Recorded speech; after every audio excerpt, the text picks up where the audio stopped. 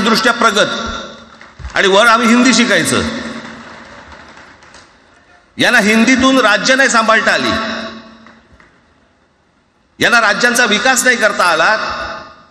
जे हिंदी बोलत नाहीत त्या राज्यांमध्ये, हिंदी बोलत असलेल्या राज्यांमधनं नोकरी धंद्यासाठी लोक इकडे येत आहेत आणि हे म्हणतात हिंदी शिका. कोणासाठी शिकायचं? 5वी नंतर काय हिंदी चित्रपट सृष्टीमध्ये जाणार आहेत पोरगा? कोणासाठी शिकायचं? हिंदी भाषेबद्दल मला वाईट नाही वाटत. भाषा कोणतीही श्रेष्ठच असते, उत्तमच असते. मग ती मराठी असेल, गुजराती असेल, तामिळ असेल, पंजाबी असेल, बंगाली असेल, हिंदी असेल, अजून कुठचीही असेल. एक भाषा उभी करायला खूप प्रचंड तपश्चर्या लागते, खूप लोकांची मेहनत असते. एक लिपी उभी करायला खूप प्रचंड ताकद लागते.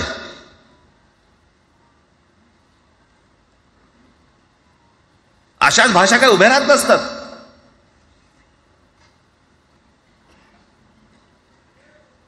आणि या भाषेचं नवीन कुठून आणलं? त्याशी ते अमित शहा म्हणाले ज्याला इंग्रजी येतं त्याला पुढे म्हणे लाज वाटेल, म्हणे मला इंग्रजी येतं. अरे तुम्हाला नाही येत?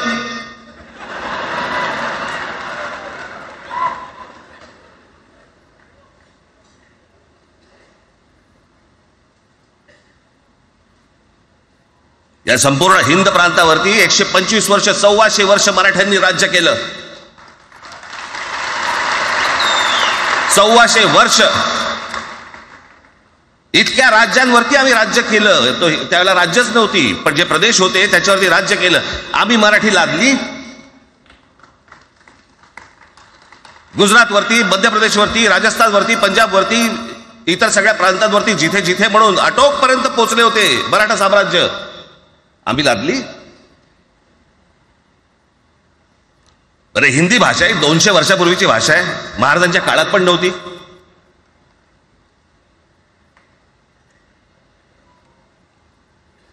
कशासाठी आणि कोणासाठी आणि काय करायचे नेमकं?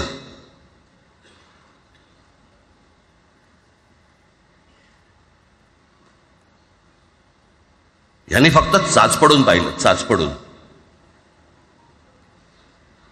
मुंबई स्वतंत्र करता येते का याच्यासाठी अगोदर जरा थोडंसं भाषेला डिवचून बघू.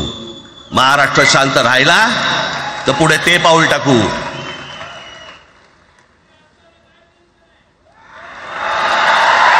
कोणाची माय व्हॅली आहे त्यांनी महाराष्ट्राला हात घालून दाखवावा, मुंबईला हात घालून दाखवावा.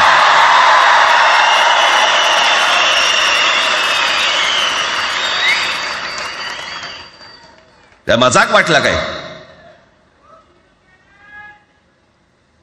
आम्ही शांत आहोत याचा अर्थ गांडू नाही आहोत.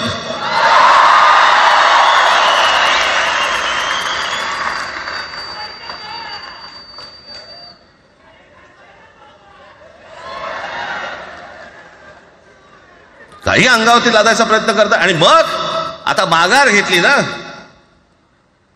मग माघार घेतली त्याचं काय करायचं?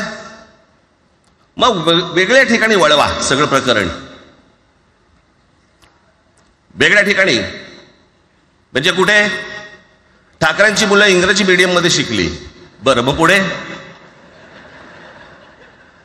म्हणजे दादा भुसे मराठी मीडियम मध्ये शिकून शिक्षण मंत्री झाले. देवेंद्र फडणवीस